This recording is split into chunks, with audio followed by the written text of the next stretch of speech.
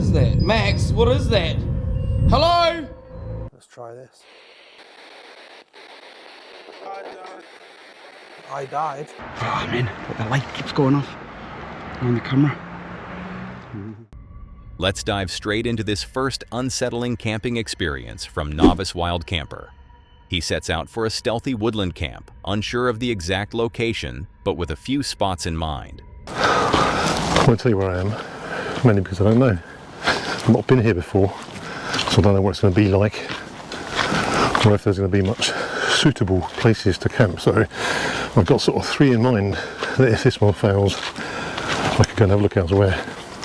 I'm also doing a giveaway tonight of an O-Light torch. So they've got a promotion going on at the moment for Halloween. So by the time this video comes out, they're doing some big discounts on some of their lights. And they've also sent me a lantern to test out. So it's really, really cool. Decent bit of kit, as always, from O-Light, and great for hammock camping. So I'm going to test that out tonight. And if you do want to buy it, it's 40% discount, limited for 3 days only. But yeah, I've got a little torch that they've sent me to give away. So I'm going to do a raffle at the end of this.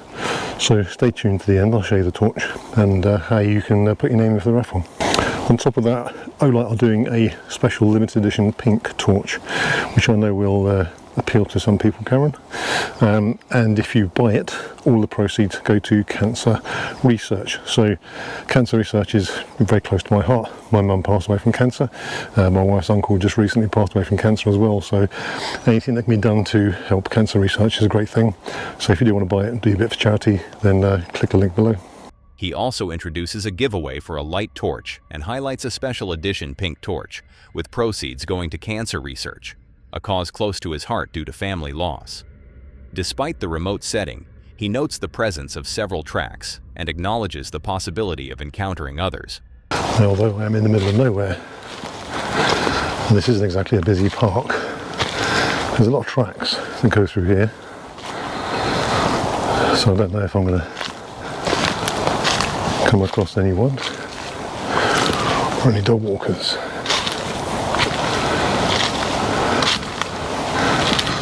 This is quite a nice open space up here.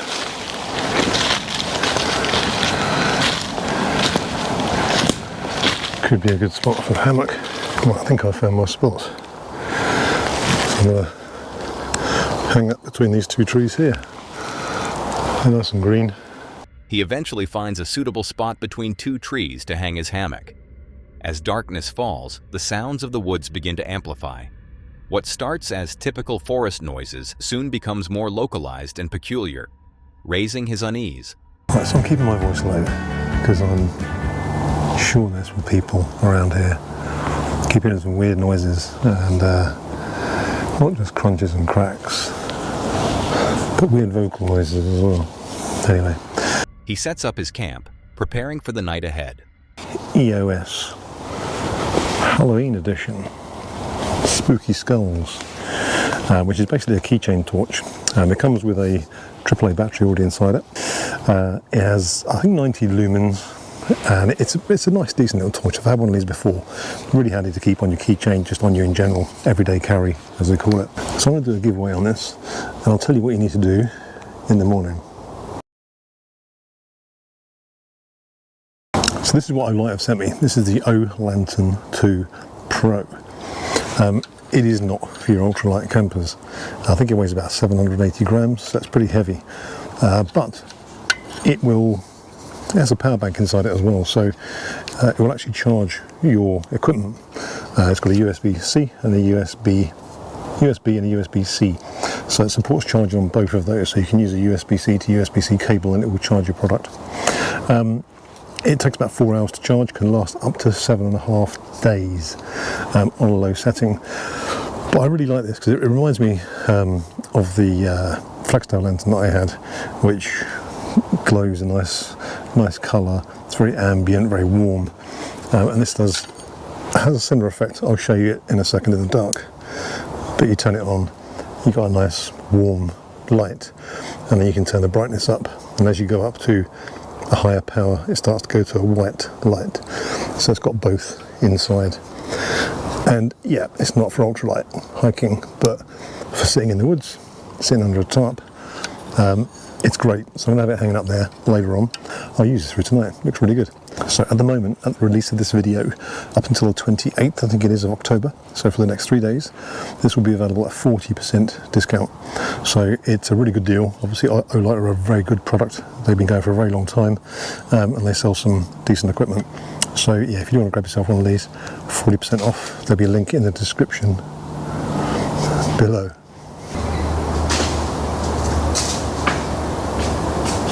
The night deepens, and the sounds of nature take on a more ominous tone. While enjoying a moment by the fire, he begins to hear peculiar noises. So nice just sitting there listening to the sounds of the woods. And a bloody motorbike. The rustling in the undergrowth grows closer, and despite his attempts to identify the source, the sounds persist, never quite revealing themselves. After the rain started, I could just hear, and I know these are deer, muntjac, badgers, squirrels, whatever, but some crashing around that got nearer and nearer and nearer to my hammock. And every time I moved or got out to check, it stopped but didn't run away. So I'd expect if there was a deer or something, I'd hear it run off. But the weirdest thing was, then, a series of inexplicable thuds echo around his hammock, followed by the alarming sound of a large branch crashing down. Suddenly by my hammock, a massive, massive thud hits the ground and bounces. And I jumped up, unzipped it, put my torch on, and there's a rock on the floor that wasn't there when I went to bed. And I lay back down, and I'm just laying there listening. Then another one. And then another one. This went on 3 or 4 times at least. And then a large branch. There was no crack. There wasn't like a crack and then a crash. Just a large branch hit my tarp. It bounced the tarp down onto the hammock and then bounced off the tent. Each time he investigates, the source of the disturbance vanishes, leaving him in a state of high alert and fear. I don't know what it was. Nature, Bigfoot, chucking stuff. I don't really believe in Bigfoot, by the way. And I understand that, you know, there's a lot of wild creatures out and about. But this has completely freaked me out to the point where the only time I was happy was if I was out of my hammock with my head torch on, just standing there looking around so that I could see at least some of the environment around me. And I thought, I'm not going to stand there for the next 3 hours, so my head torch probably won't last that long with it on full beam so that I can see. The experience leaves him completely unnerved, to the point where the only comfort is being out of the hammock, actively observing his surroundings. He decides to retreat to his car until sunrise, the unsettling events of the night making him question what lurks in the woods. So I come back down to the car. A bit of a struggle to find it, going through pitch black woodland that I don't know, with no path, but I have done. So I'm going to wait till sunrise, and then I'm going to head back up and see what sort of state the camp is in.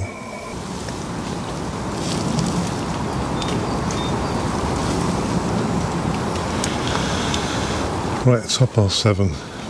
I'm back at camp. Everything's as it was, apart from my water bottle, which is crushed on the floor, which is a bit weird. Upon returning to his camp in the morning, he finds his water bottle on the floor, adding another layer of strangeness to the already bizarre night. Suddenly, the tree next to him crashes, as if startled, and the bushes shake, but there's nothing visible to explain the commotion. I'm standing here, and then suddenly the tree next to me just crashes, like, you know, like if a bird suddenly flew out of it, like it was startled. And the bushes are all shaking, and it's crashing, but there's nothing in it. There's nothing there. The peculiar occurrences continue even as he's packing up. A loud crash behind him is followed by a falling object that bounces towards him, further cementing his decision to leave. And there's this crash behind me, and literally this doesn't land coming down, it bounces towards me. It hit the floor and was still rolling towards me. This place is freaked out. And there's a man just walking down the road by me, and he saw me and he went, "Alright?" And I was like, "Alright." He went, "You been camping in the woods?" I said, "Yeah, just a little hammock camp." And he says, he went, "You're brave." I said, "Why is that?" And he went, "People have done it before, no one's lasted." I said, "What do you mean?" And he just laughed and he went, "You know what I mean." I walked off. And I'm like, yeah, this is just doubled my thoughts of never coming back to this place again. I won't pinpoint where it is. I don't think anyone will probably find it, not anyone local enough around here that will know about it anyway. But yeah, I won't pinpoint it to say avoid this place, but I'm never going to come back here again, which is such a shame because it is a really nice woods and it's only about half an hour away from me. This deeply affects him, making him question the true nature of the disturbances and the unknown presence he felt throughout the night. It remains unclear what was wandering around his campsite, and perhaps that's the most terrifying part of all. The same holds true for Kyle in the next video. Meet Kyle, the creator behind Dovecots, who shares his camping adventures with viewers. Passionate about the outdoors, one trip would test his courage and leave lingering questions.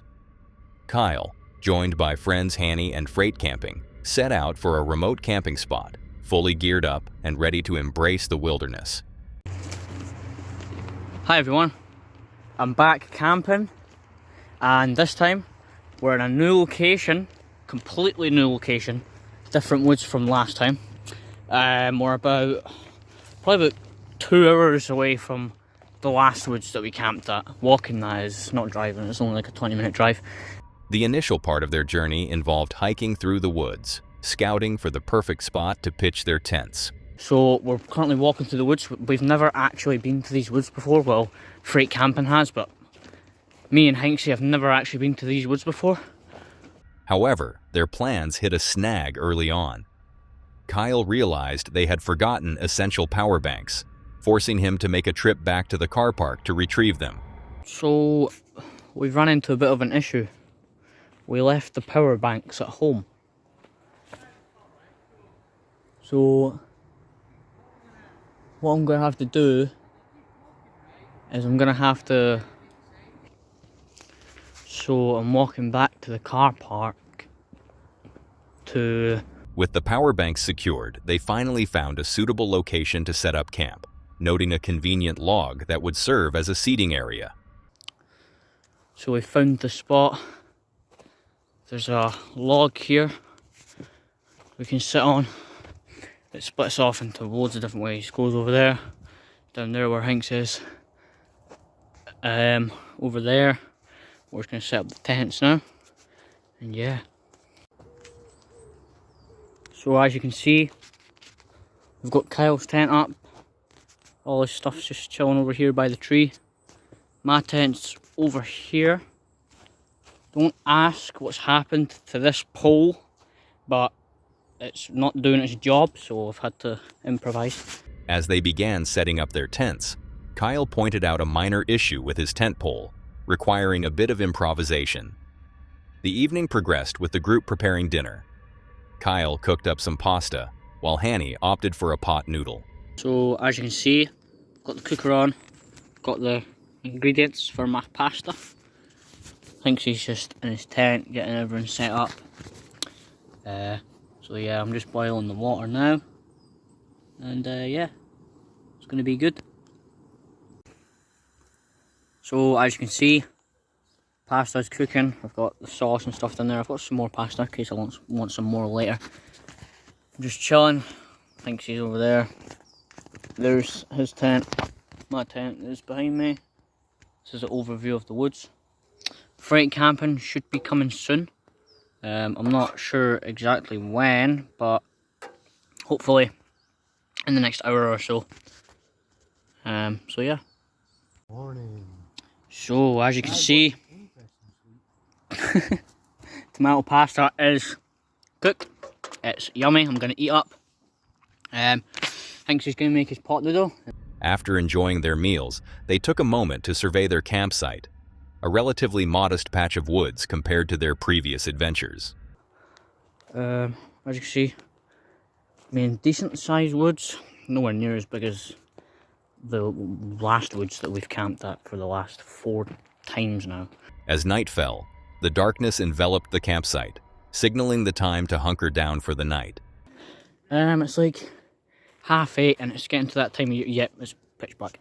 Yep, it's getting to that time of year where it's starting to get really dark early on. So it's currently nighttime. We're gonna hunker down. I can't find the flashlight, but yeah, it's nighttime. So Around 1 a.m., while freight camping slept, Kyle and Hanny were jolted awake by a series of strange noises coming from outside. 1 o'clock in the morning, and freight camping's asleep. Me and Hanksy are up, and we've just heard a bunch of noises. The sounds were unlike anything Kyle had heard before during his many camping trips, described as a rumbling, almost mechanical noise. But this was like nothing I've ever heard, ever. And now, obviously, I've been camping quite a lot and I've heard a lot of noises. It was like a rumbling sound, you know, like a machinery almost. You know, like a jackhammer or something, that kind of sound, except a lot slower. It was kind of like rumbling. The thing is, we're in the middle of the woods, so there wouldn't be any construction sort of machinery, and it's 1:30 at night. They considered that it might be wildlife, but the unusual nature of the sound and its occurrence in the middle of the night, deep in the woods, made them uneasy. Just when they thought things might settle, a loud scream echoed through the forest. There's just like a loud scream, but it's not obviously. And then we just hear this blood-curdling scream. While they acknowledged the presence of wildlife, this scream was different, described not as an animal cry, but more like a deep human yell. It wasn't even like a animal cry, it was like a genuine human, just not like screaming, but like shouting, you know, like when you yell and it's like quite deep. It was like that. It wasn't like a loud screech. It was like a deep yell. So yeah, I'm probably just gonna try and hunker down and get some sleep.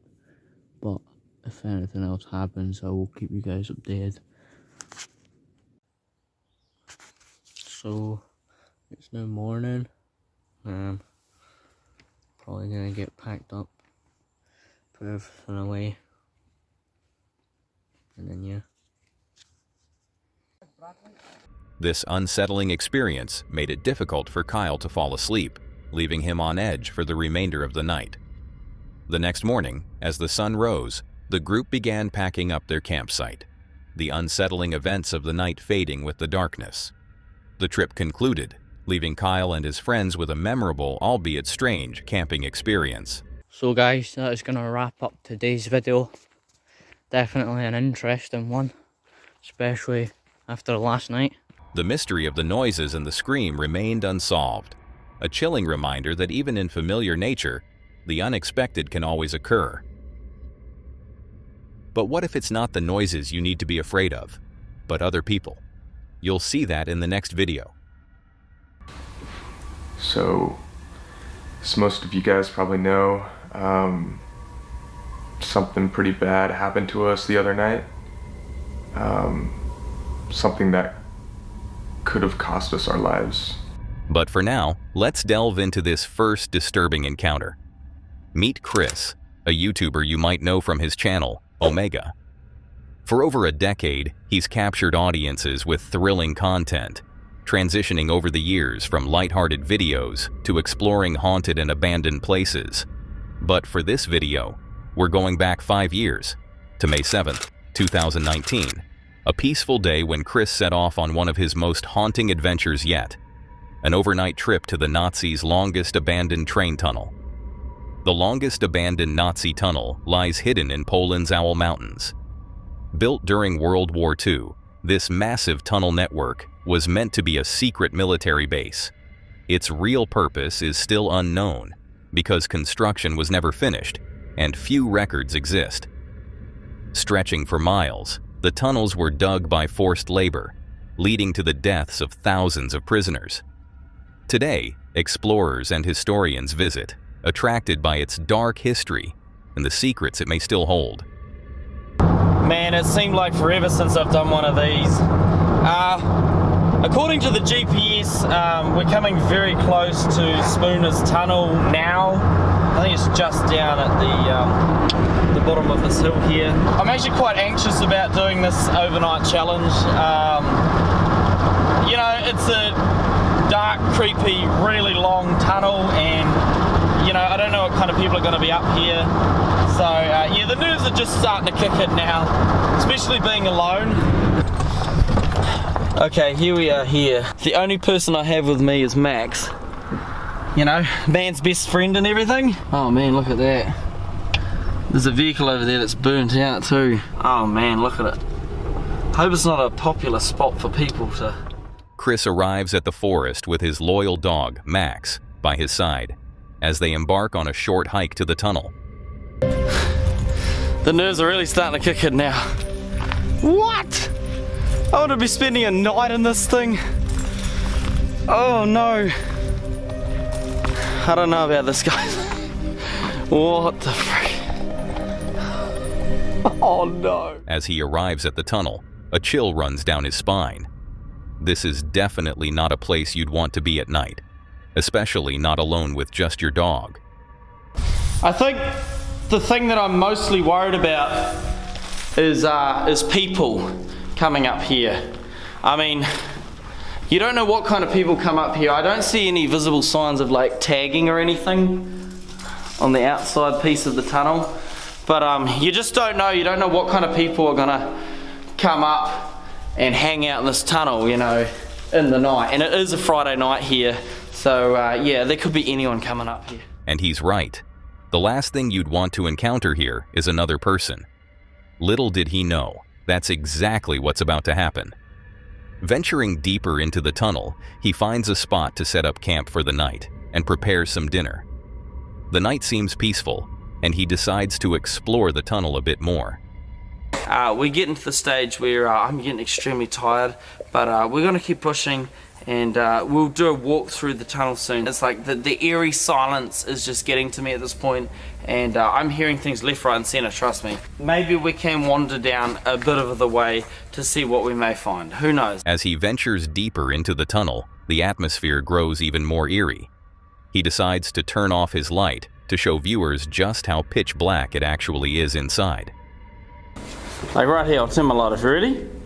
3, 2, 1. I literally got the light on the camera, that's it.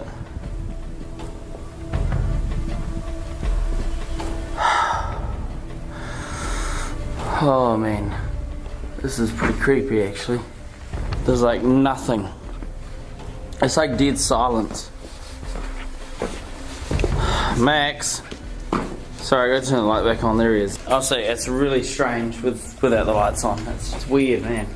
Like you're underground in the middle of nowhere. It's strange. You don't know what you're gonna find down here. I think that's the biggest thing. I mean, if you look down there, like that's how far we are away from the entrance that we came in. Like it's pretty far. An unsettling feeling washes over him as the darkness surrounds him. He can't see a thing, making the exploration even creepier. Little did he know, this was nothing compared to what he was about to experience. As the night wore on, Chris's camera battery died, so he decided to head back to his campsite, hoping for a few hours of rest. My main camera has died, the battery's absolutely shot, and I've also managed to bust the microphone on my main camera too, which I'm using on this camera, It's about 3, 4 in the morning. I feel extremely tired. And I don't feel like I'm on this planet right now. I honestly keep hearing things. It's ridiculous. I don't know. He lies down, listening to the unsettling sounds that echo in the darkness, and tries to sleep. But suddenly, a strange beeping noise jolts him awake. Oh my gosh, damn tripod. I hear some sort of tune. Max, come here. Come here. Oh, shit.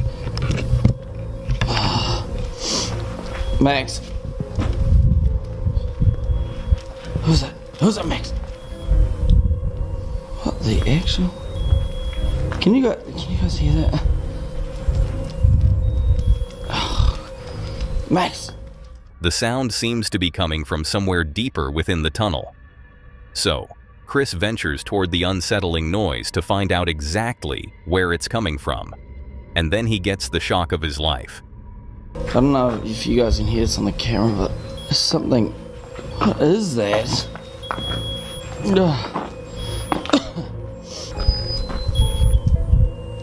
What the?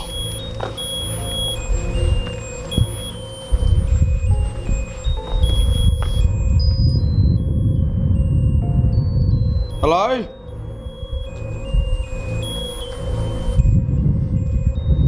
What is that? Max, what is that? Hello? Is there somebody here? That's just creepy as... What the hell?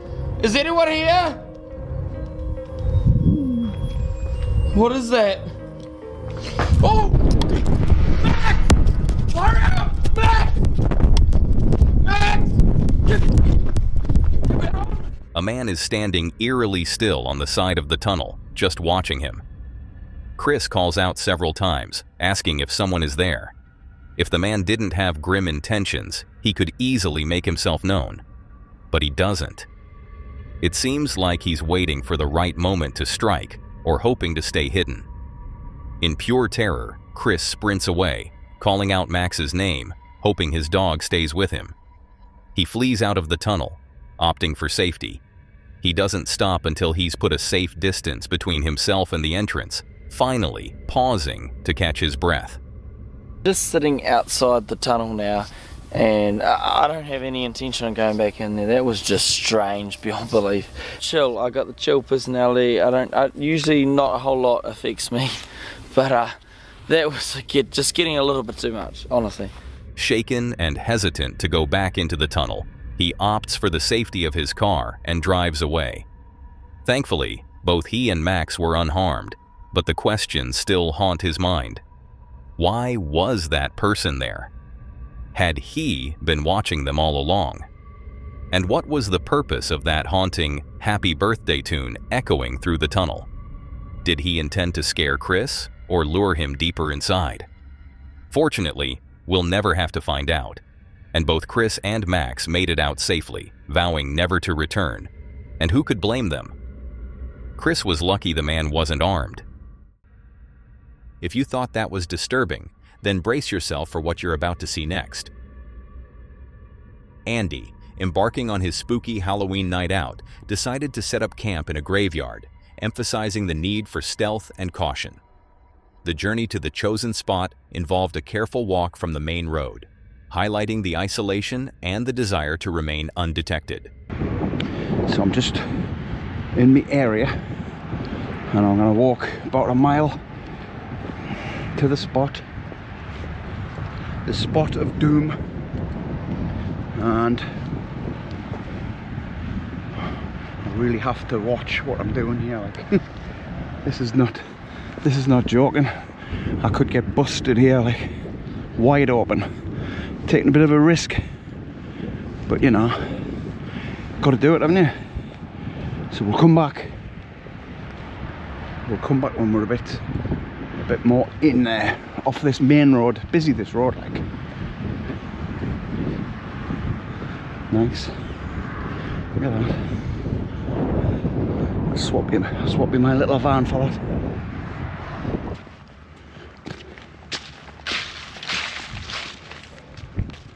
Right, this is the bit where I've got to be careful. The initial entry into the graveyard presented a moment of success, though camera glitches added to the early tension. Oh man, but the light keeps going off on the camera. Ooh. Upon finding a seemingly clear area away from the graves, Andy began setting up his bivy bag and gear. The presence of a nearby house with lights on, though seemingly unoccupied at night, added a layer of awareness and slight unease. So I'm just sitting. There's a house over there, you see, with the lights on, but I think they've got the blinds down, so I should be alright. I don't think anybody comes here. As he settled in, he noticed some of the headstones were curiously facing the wrong way, adding to the peculiar atmosphere of the location. That's facing the other way, by the way. I've picked the spot where there's no grave. But you see, as you can see, or you may be able to see, they're facing that way and I'm facing this way. And that there is the one, but there's nothing here. Andy then shared a personal ghost story about a disturbing experience in his old flat, involving physical sensations and a chilling revelation about the previous tenant. This story, told while surrounded by the graves, amplified the eerie mood and set the stage for the night ahead. Bit cross. Is this the place for jokes? Anyway, I can tell a ghost story while I was here. A story that happened to me, actually, a true story. I was lying in bed in my old flat, one of my old flats, years ago. Must have been about 15 years ago, but no, maybe it's about 18 years ago when I first came back to Blythe. I'd only been in the flat about, I don't know, 2 months, something like that. I had no furniture, so I used to sleep on the floor, on a mattress on the floor, and it was really, like, I think it was quite warm. The heating was on, and I was just lying in bed, you know, like lying on your side, and I felt like a right shove on my shoulder, and I thought, oh, I woke up, I'm like, eh. Thought I dreamt it, like, I thought, oh, I've been dreaming, and then I felt it again. I was wide awake. I was like, oh shit. And I had me back to a cupboard, which was like in the living room was a cupboard. Flat was one of them flats. Anyway, oh man, I freaked out, and the room was freezing cold, absolutely freezing cold. It happened again, one more time. It happened one more time, and I told some woman from the council. She came out. Yeah, I was living in a council flat then. She came out to see that there was some work needed doing anyway. And she came out, and I was telling her about that, and she started getting all like jittery and all that. She says, "Oh God, don't say that." I'm like, "Why?" She says, "It was the previous tenant died in that living room." I was like, "What?" No, I don't believe in ghosts, right? I'm like the Ghostbusters. I ain't afraid of no ghost. I don't know if I believe in them or not. I don't know. I'm skeptical. But that really happened. That I didn't dream that. I thought I dreamt the first shove, but the second one, definitely, I was wide awake then. I didn't like it. It never happened again though. After the woman told us that, it never happened again, which was weird. And I lived there for a good 12 years after that. I did eventually get a bed. It's very strange.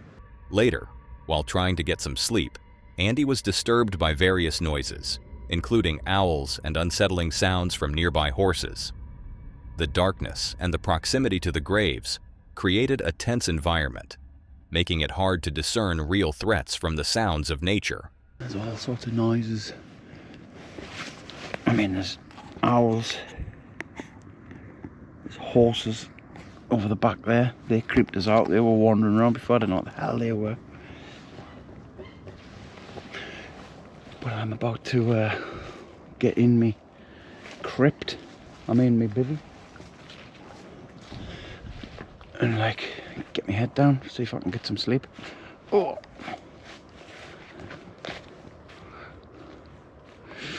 Ooh! I can't see a flipping thing. This is where I am anyway. He also recounted another ghostly tale, this time about his father's encounter with a mysterious old lady in a hotel, complete with unnerving details about her appearance and subsequent vanishing act. Got another ghostly encounter. This one's about my dad, who was an ex-policeman, right?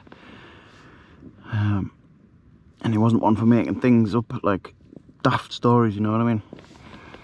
And he was at Bamborough in the Lord Crew Hotel in Bamborough, and you know, he was like working there after he retired, and it was after hours, everybody'd gone. This is about 1989 or something like that, 88, 89, long time ago. And he was telling us that he was sitting in the bar at night. He'd locked up, cleaned up, everybody'd gone. He was the last one. He was staying in the hotel. He had a room in the hotel. And he says he was sitting at the bar. He was just having a little, you know, after work nip, as you did in them days. And he says, ooh, he says, all of a sudden, it went really cold in the room. That seems to be the pattern, doesn't it? It goes cold. He says it went really cold where he was in the bar, and all the hairs on the back of his neck were standing up, and he was freaked out, you know. And as he's telling me this, I'm getting all freaked out. I'm like, aye. He says, and he turned round, and there's this little old lady standing in between the two bars beside him. Just this little tiny old lady. And he goes, oh. I said, what do you want? What are you doing here?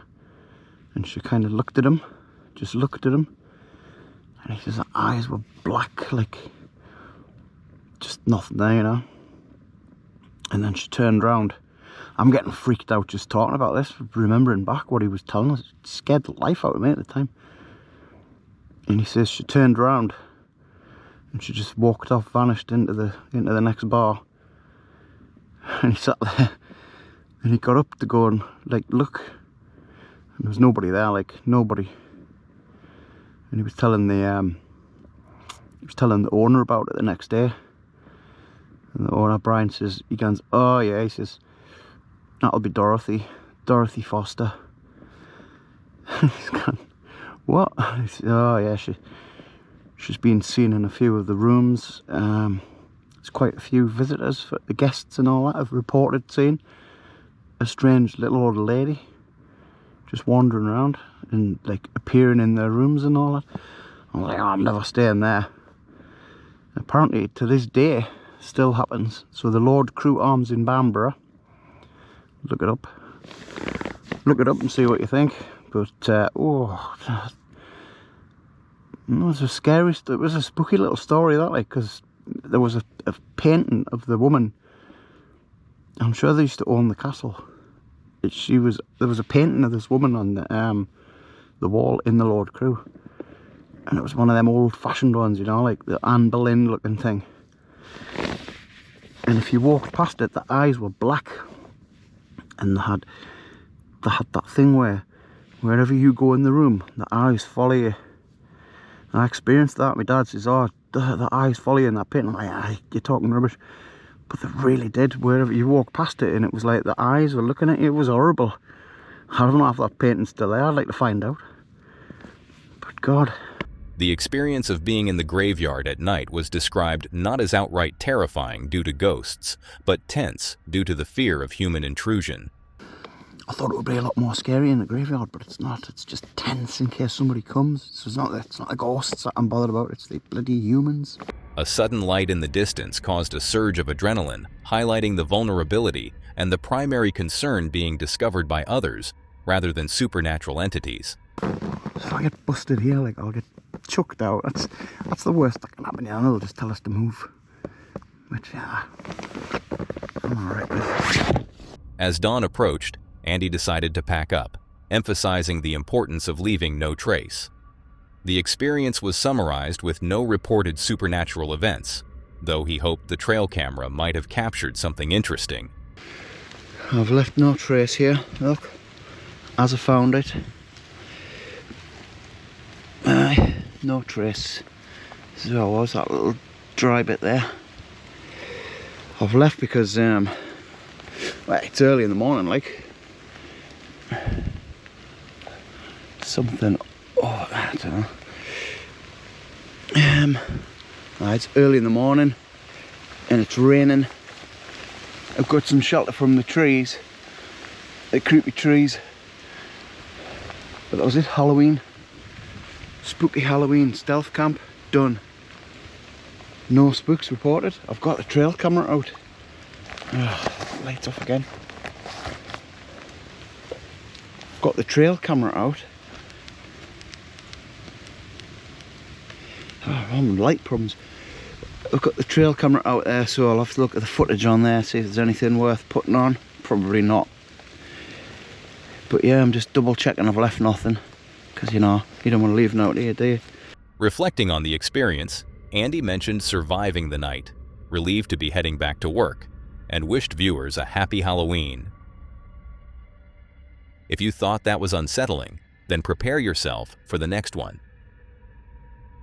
This is the world of the Haunted Finder's host, an explorer known for venturing into forgotten, unsettling places where history still lingers.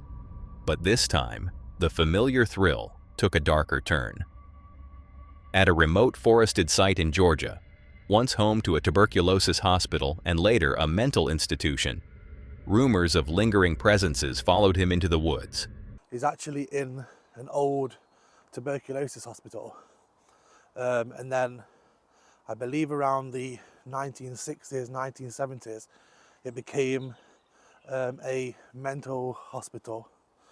So it's literally in the middle of nowhere.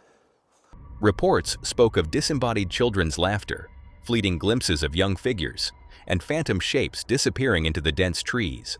People have been witnessing is children's laughter, children's giggling, seeing children, and also seeing like figures walking through and then looking back again and things just disappearing.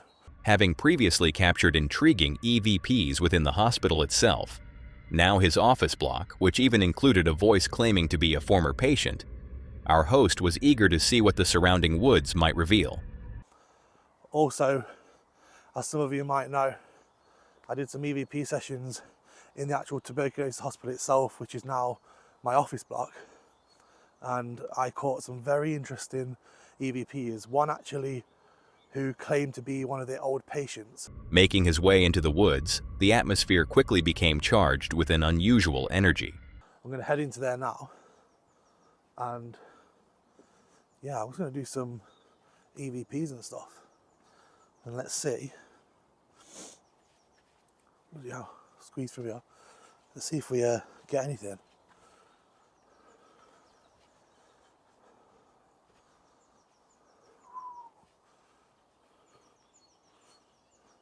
Spin this around a bit, show you guys around.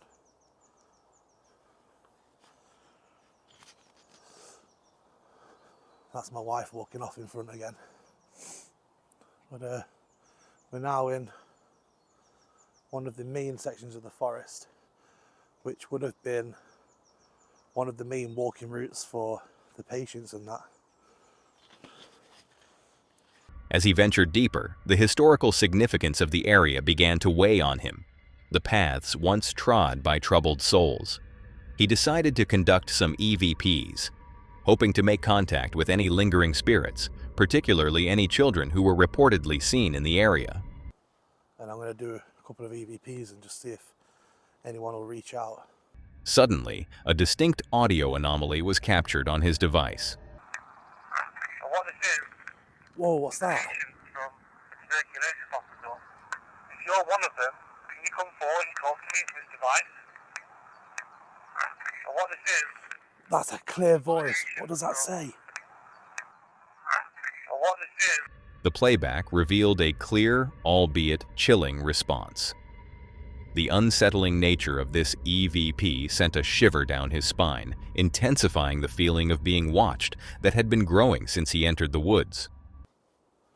I feel like I'm being watched. Was that you that tried to speak?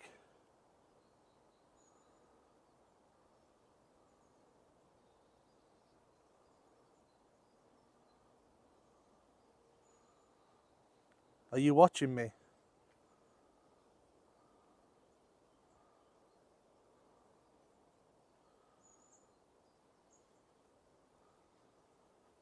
Now, people have been seeing children. Are you a child? I'm going to pull the recorder further down. He continued to question the presence, specifically asking if it was a child he was hearing. As he delved further into the woods, the feeling of being observed became almost palpable.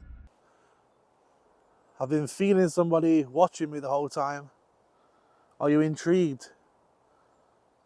You intrigued with me being here? They were talking more. They were talking more back towards the actual hospital itself. So as I get back towards that way, I'll probably do another recording and just see if they answer me then. It definitely feels like, well, he said we've been following you, but it does feel like I'm being watched constantly. I do keep having to turn around and look in. He found himself frequently turning around, a primal instinct kicking in as the unseen presence seemed to follow his every move. He decided to try his spirit box, a device designed to scan radio frequencies, hoping for direct communication. I've also got a new spirit box, which I want to test out. So, let's try this.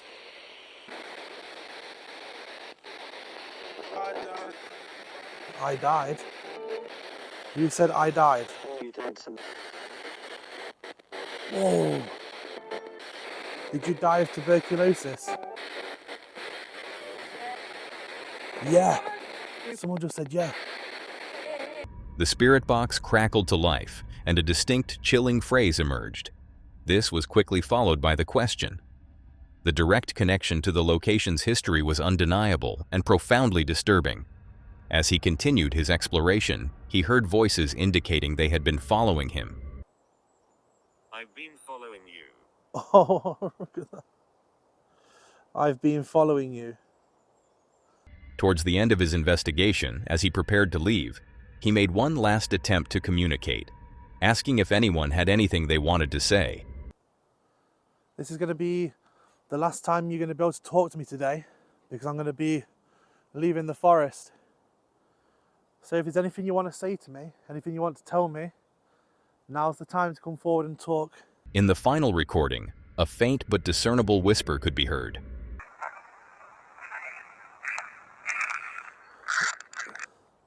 He says something before I start walking over to the camera. 100%. I'll have to enhance that one and see what it says. Interesting place. Right guys, I'm going to end the video here. I hope you guys have enjoyed this little video. If you did, please give it a thumbs up. Hit the like button, it's free. Doesn't cost anything. It doesn't cost anything to subscribe. Please subscribe. And yeah, if you do like this video and you do want to see more videos like this, please hit the like button. It will let me know that you guys are enjoying them. And yeah, I think it's been interesting. I've had some interesting little EVPs. I want to go over the spirit box and that. There's definitely something here.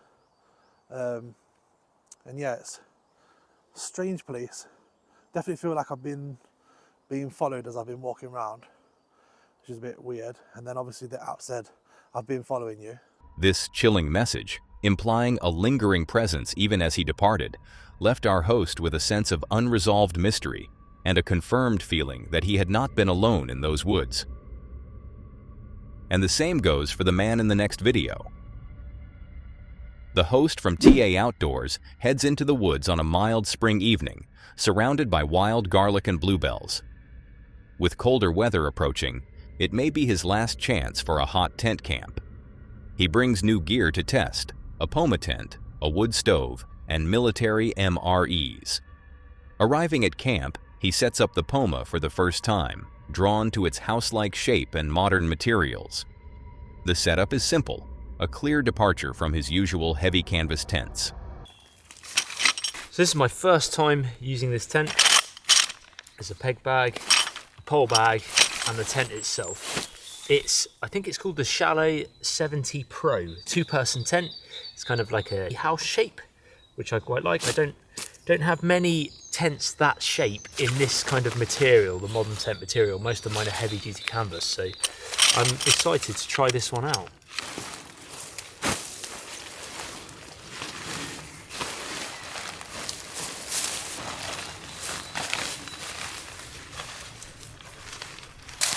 Well, it's a nice pretty backdrop today. The leaves are finally out on the trees, on the beech trees, and we're not getting as much rain. Makes such a big difference.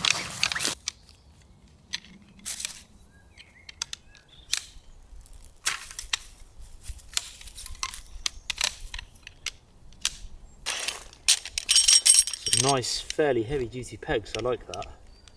Decent size too.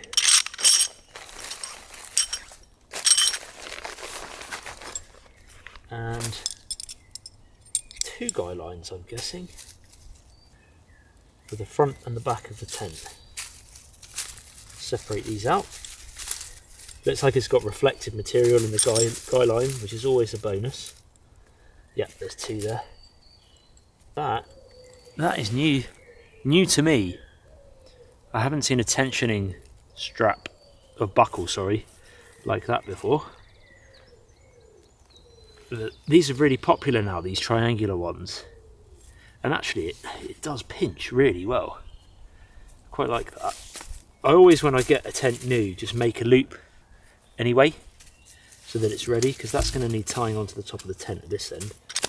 So this looks like where I'm going to tie it out from.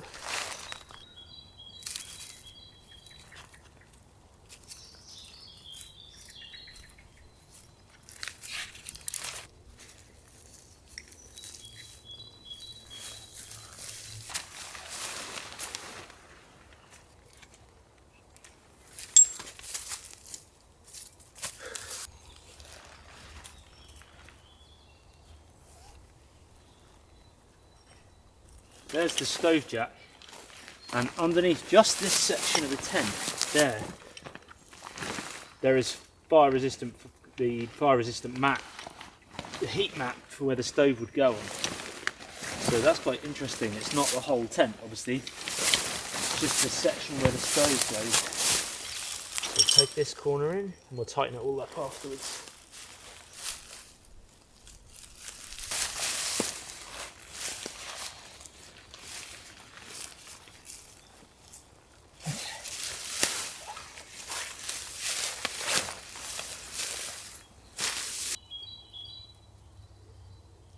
That was really easy, to be fair, given I've never seen it before. The tent offers a spacious interior, dual entrances, and built-in mosquito netting.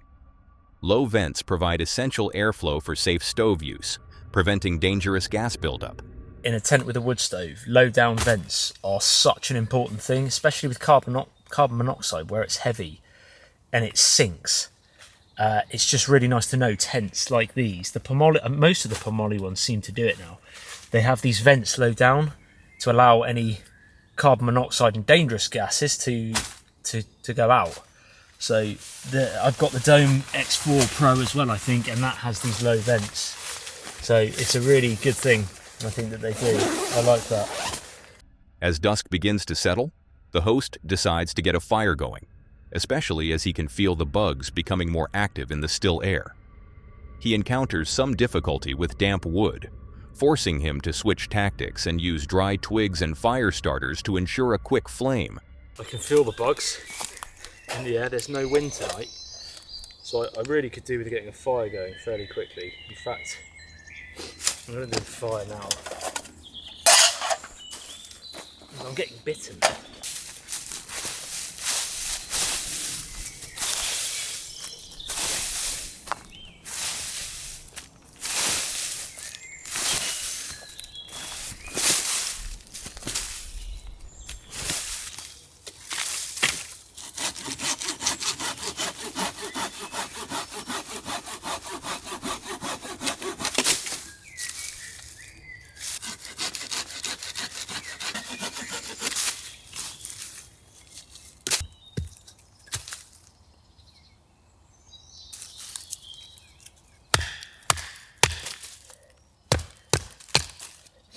pretty rotten, this wood.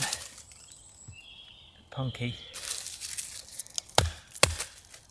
Very punky.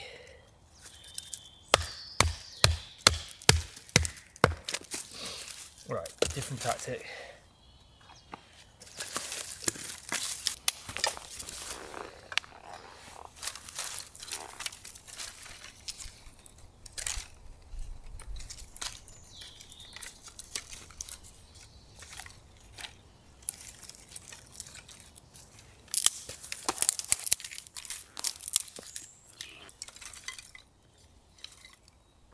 Right, let's get rid of these bugs.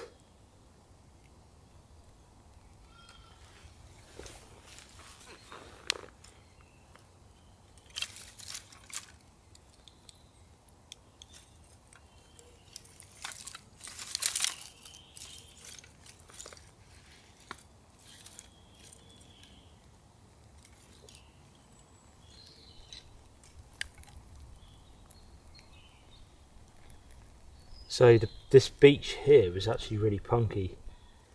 It's too far gone. Tried to split it down with a knife, but it's just kind of falling off.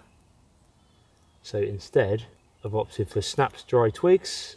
I had a firelighter in my bag for these types of situations where I need to get a fire going quickly because I want to get rid of bugs or just heavy rain, and it's, you know, it's a good backup to have.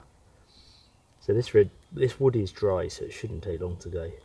I just put this X-shaped sticks underneath so I can lift it up, and that firelighter doesn't get smothered, but it does allow the oxygen to funnel through, so it improves the airflow. And once that flame there at the top starts to come through a lot more, then I can lower this down.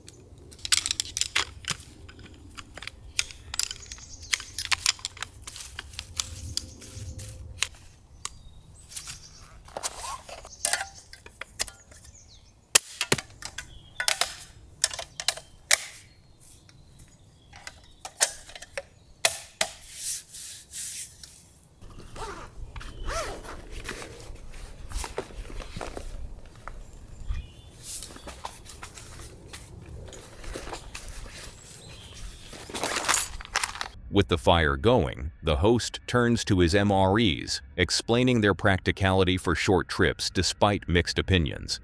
He prepares a U.S. military MRE, Menu 6 with beef taco filling and Santa Fe rice, and is especially curious to try the chemical heater for the first time. The birds are still chirping away, which I do absolutely love about spring, and I really enjoy these longer evenings. So I've brought with me today some MREs. I've got a few here actually, varying ones. I've got Menu 6 from the US military Department of Defense from the United States of America. I have had a US MRE before. This is Menu 6. I can't remember what menu I've had. I've actually written down on a spreadsheet. This is a bit dull, but I've got a spreadsheet going now of all the MREs I've tried. I'm going to try and put it up on my website, taoutdoors.com, so that you guys can take a look at it, see which ones I've had, and maybe suggest to me, I'll put a little contact form or something, suggest to me which ones that, you know, you've had that maybe I haven't, because I really like trying them. So I've gone for the Menu 6 US, and then from my previous German ration, where I did the 24, the sort of 24 hour, the overnight in the stealth cabin, the little folding cabin I did, I've got some leftovers from that. These are out of date, they're October last year, but I don't mind eating these. The issue, I guess, with these, the German ones, is obviously the instructions are in German, so I don't really know German very well. I can kind of make it out. But these are puddings, so essentially it's like muesli. I can see the word muesli on here. So this is sort of breakfast. And then this is my main meal. It's a Menu 6 for the US one is beef taco filling. Wow, the light's starting to go quick now. I reckon I've got 40 minutes of daylight left. Even the camera, since I've been talking, has gone slightly dull. Right, so I'm going to get a lot of stick for having an MRE. I get it. There are people out there that absolutely hate these. And they hate that I use them in videos. And I do kind of see that. The thing is I was late coming out here today. I've got 2 kids. A lot of the time, even with my overnights, when this is my full-time job, I still, you know, I'm a dad. I have other commitments as well. And so getting out camping sometimes is actually quite tricky. I have life as well outside of this. So sometimes I'll come prepared with full ingredients and a really nice gourmet meal. And other times when I'm in a bit of a rush but I still want to go camping, I'll have MREs. So I'll always have MREs at home because they have a really long shelf life.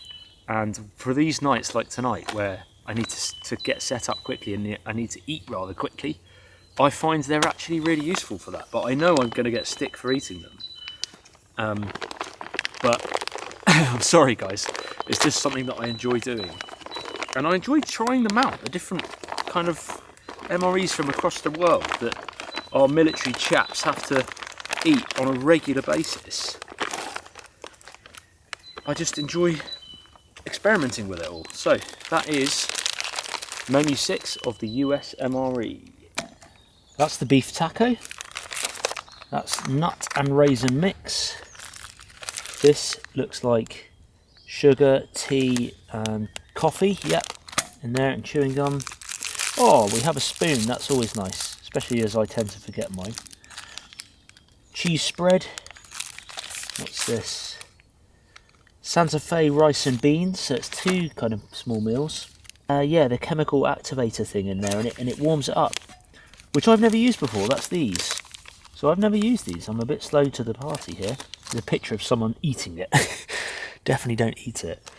So I think you put one of these in there and it warms up the MRE. I've never seen this before. This is always a nice touch when they provide an actual breakdown of what's in there, with all the ingredients and stuff. I do like that. And that is tortillas. So I'm gonna have to read this and see what I've got to do because I've never done it before. This is my first time ever using one of these. If I guess you guys can pause the screen. There's all the instructions, fairly lengthy, but essentially there's the heater, the heating pads in there. It says do not overfill, so I'm guessing there's 2 lines, but I'm guessing it's that top line. Don't overfill any water over the top line. So as far as I'm aware, I've got to rip it here. Again, first time doing this. This is the beef taco. So I think, just flatten it out a bit. Slide that all the way to the bottom. That really doesn't seem like much water. I'd be tempted to put more in, but I'm not going to. So, I'm going to pour it vertically first, so I can actually see it.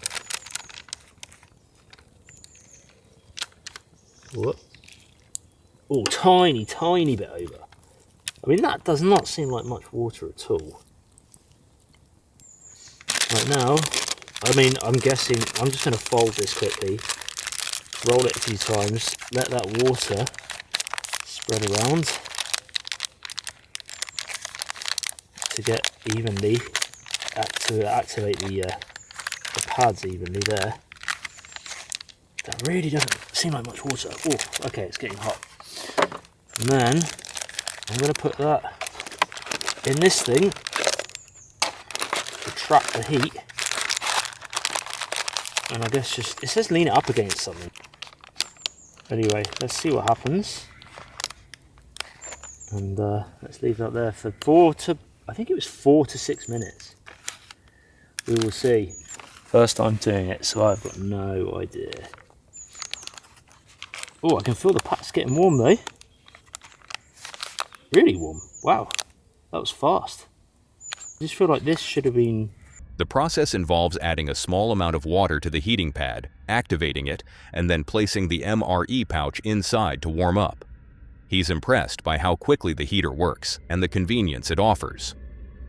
During the evening, the host also introduces a new LED strip light from Front Runner, powered by a USB power bank. He finds it surprisingly effective for lighting up the tent, a useful addition for both filming and general camp ambiance. like LED strip light for mostly for kind of rooftop tents and things like that. But it can be used in any tent. It's got clips on the top, and I figure I'd give it a go. It's for my Land Rover, but I figure I would give it a go. It just works via USB and a power bank, and I've got no idea if it's going to work. Oh, I do have battery, that's good. Ooh, we have light. That's really handy.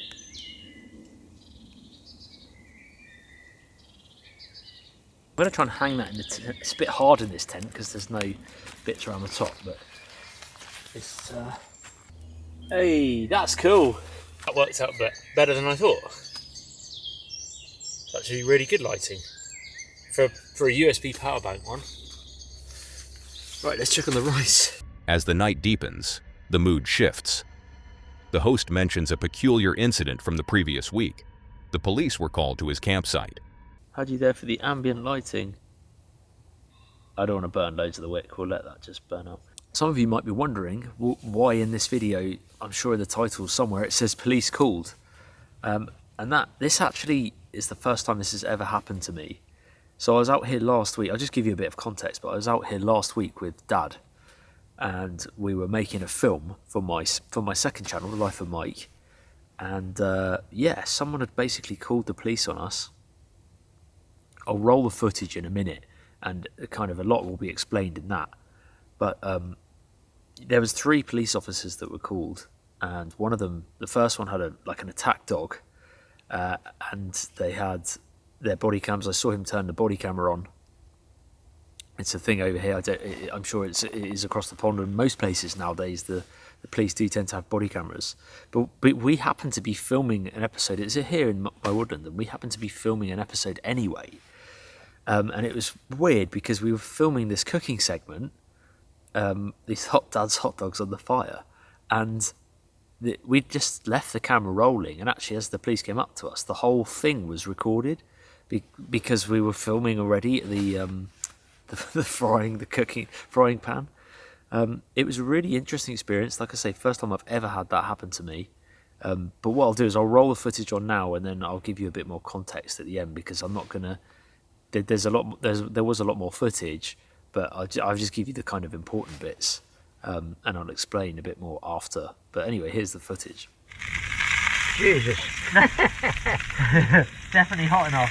Hello. Have you got any firearms on you at all?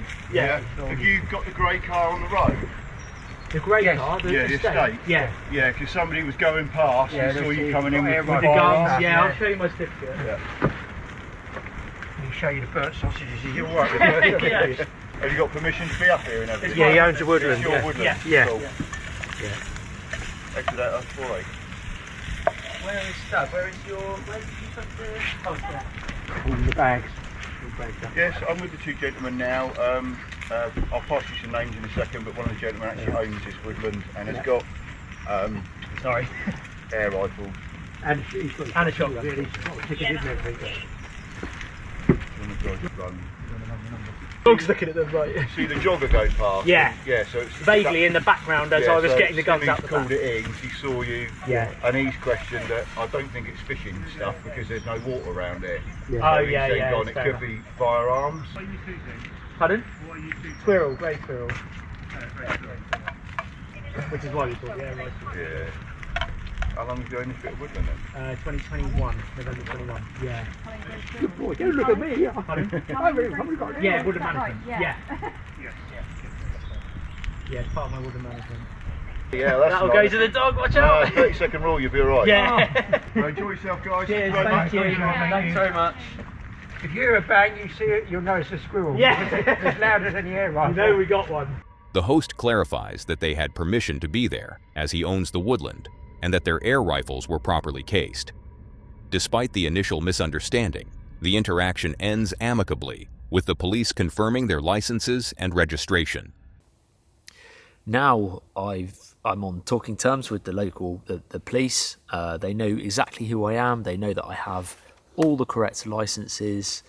My guns are all registered. They ran them through the database. They checked all that they were really thorough.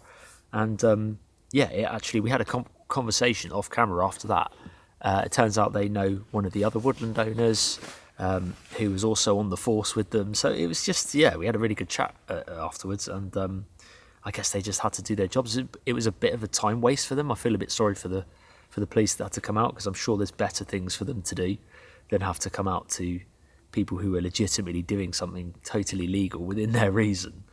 But it was, yeah, maybe, who knows, it was something to add footage to this film, and I thought it would be interesting for you guys to see. So if you want to see that whole episode of actually me and Dad and that day, which ended up being really interesting, I'll put that, it's on the Life of Mike channel now. I'll put that in the description below, and we'll head over to Life of Mike on YouTube and you'll be able to find it. Yeah, fair play to them. They were really good about it, and they did everything really thoroughly. There we go. The host reflects on the incident, noting that while it was a bit of a time waster for the officers, it also allowed them to become acquainted. He emphasizes that they were simply engaging in a legal and legitimate activity.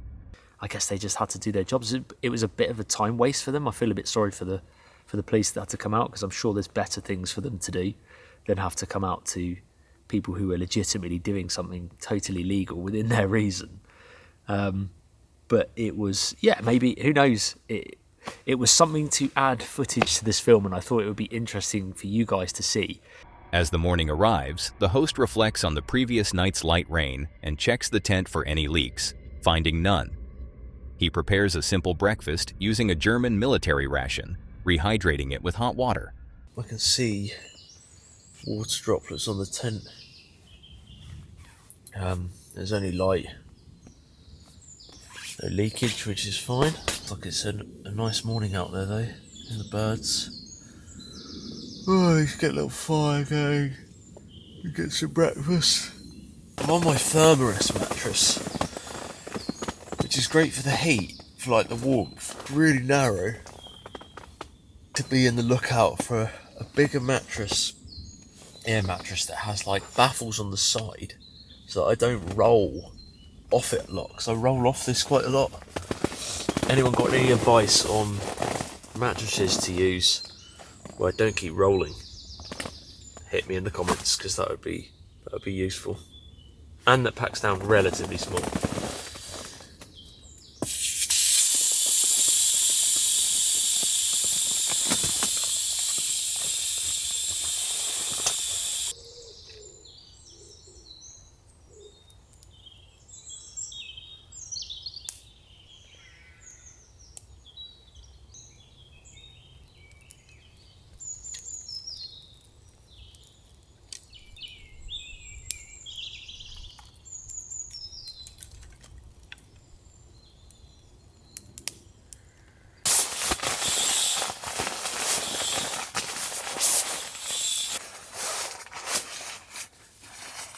Been using this light a lot lately. I really like it for filming. But I use the power bank function on it a lot as well. It's quite a decent power bank. Charge up my phone. It feels really good quality. It packs down like that. Telescopic. Cool piece of kit. I like it. I'll link it in the description. I'll link all the gear I'm using in the description below for those who are interested.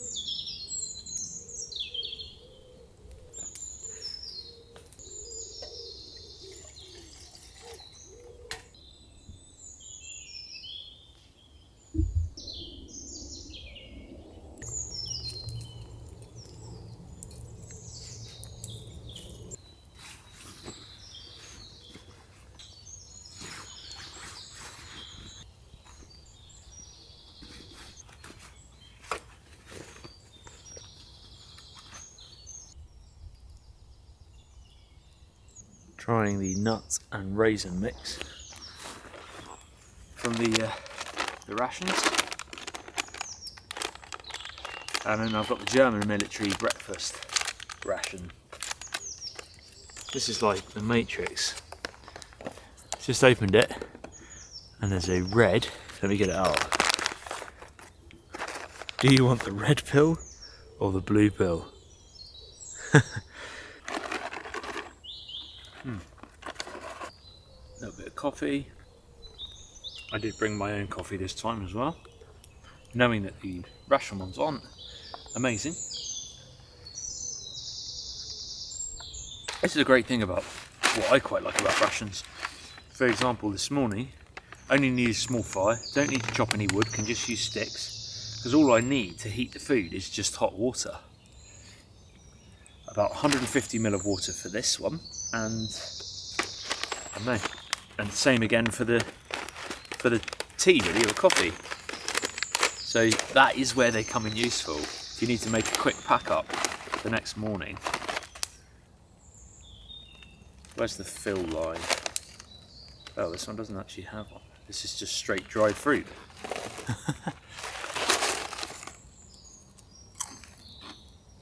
Whoa, that's weird. It's like air.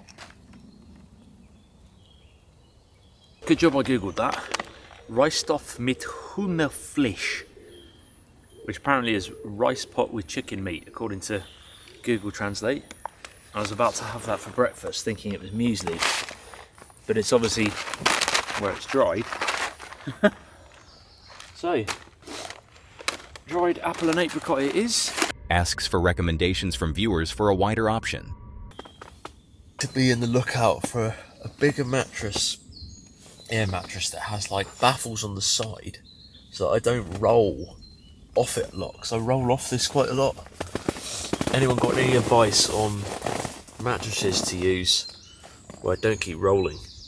Before packing up, the host gives his final thoughts on the Poma tent, praising its versatility and spaciousness, though he notes its weight isn't ideal for ultralight backpackers. He also mentions an upcoming event, the Bushcraft Show, where he'll be meeting subscribers and showcasing his gear, encouraging viewers to attend. Also, I'm going to be going to the Bushcraft Show at the end of May. It's a great chance, it's the only chance a year I get to meet you guys, my subscribers, and just chat. I'll have the TA axes there and all my kind of other bushcraft gear and things. I'll be on a stand and I'll be camping there as well. So if you're not doing anything that weekend and you're looking for something to do, I'll put a link in the description to the Bushcraft Show's website. They've been kind enough to offer a 15% discount for you guys with the discount code. I think it's TA15 or something. But I'll put it here somewhere. Yeah, it's a really good opportunity for me to meet you guys. And yeah, like I say, the only event I'll probably be doing this year. So if you're around at the end of May on the bank holiday weekends, then...